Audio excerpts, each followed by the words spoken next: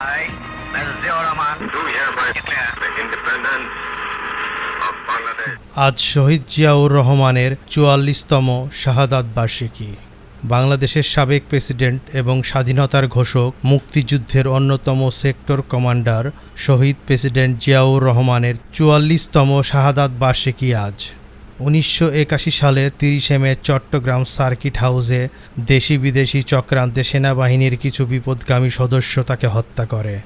স্বাধীনতার ঘোষক জিয়াউর রহমান মুক্তিযুদ্ধের অন্যতম সেক্টর কমান্ডার এবং জেট ফোর্সের অধিনায়ক ছিলেন। তিনি দেশের অন্যতম বৃহৎ রাজনৈতিক দল বাংলাদেশ জাতীয়তাবাদী বিএনপির প্রতিষ্ঠাতা।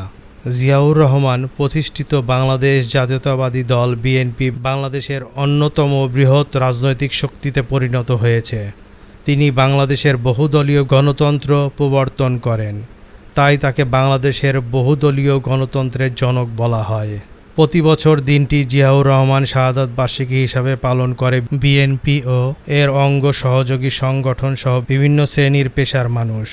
শহীদ জিয়াউর রহমানের ৪৪তম শাহাদাত বার্ষিকী উপলক্ষে টানা ৮ দিনের কর্মসূচি পালন করছে বিএনপি। গত ২৬ মে থেকে শুরু হওয়া এই কর্মসূচি চলবে ২ জুন পর্যন্ত। জিয়াউর রহমান বিবিসির জরিপে সর্বকালের সর্বশ্রেষ্ঠ বাঙালির অন্যতম।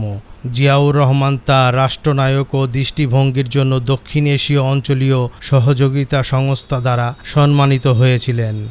সৈনিক ও রাজনৈতিক জীবনে তিনি অসামান্য অবদান রেখে গেছেন। জাতীয় সংসদ ভবন চত্বরে শহীদ জিয়াউর রহমানকে সমাধিত করা হয়, যা বর্তমানে জিয়া উদ্যান হিসাবে পরিচিত। প্রতিবেদন দৈনিক আর নিউজ, ঢাকা।